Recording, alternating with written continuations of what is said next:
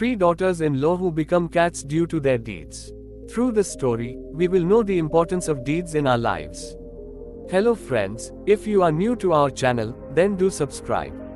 So let's start the story. This is a story of a small village where a farmer lived with his three sons. The farmer was aging, and he had married off all three of his sons. The daughters-in-law came from different families, and initially, everything was happy. But slowly, the situation started to change. The daughters-in-law began to argue amongst themselves, and the farmer's peaceful life turned into chaos. The first daughter-in behaves last from the city. She was clever and always tried to stay separate from the family. She didn't like the village lifestyle and constantly looked for excuses to avoid doing any work. The second daughter-in-law, Rima, missed her parents' home all the time. She would always praise her own family and make her in-laws feel inferior. She too showed no interest in household chores. The third daughter-in-law, Neha, was the youngest but very cunning.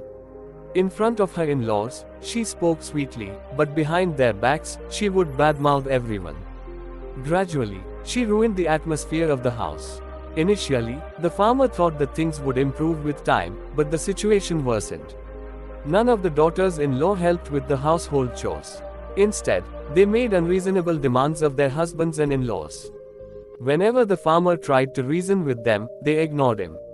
One day, a fight broke out over food. Seema said she would only eat city food, as she didn't like village food. Rima boasted that her family made better meals than this. Neha claimed she was too young to help with any housework and shouldn't be involved in chores. The three daughters-in-law became so selfish that they had no respect for the elders in the family. They even started envying each other, creating constant tension in the house. The farmer grew increasingly worried. He often asked his sons to talk to their wives, but the sons always sided with their wives. The farmer felt like his life was being ruined. He prayed to God many times for a solution to his problem. One day, a sage came to the village. People said he was very miraculous and could solve people's problems.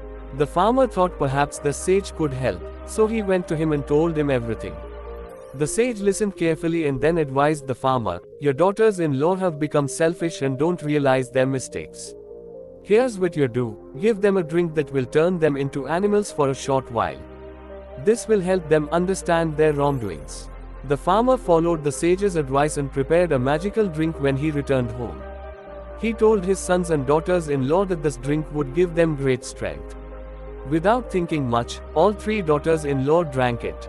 As soon as they drank it, they screamed loudly and, in no time, transformed into cats.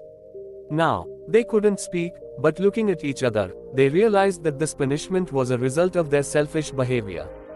The farmer left them in this state for a few hours. Though they could think like humans, they couldn't speak.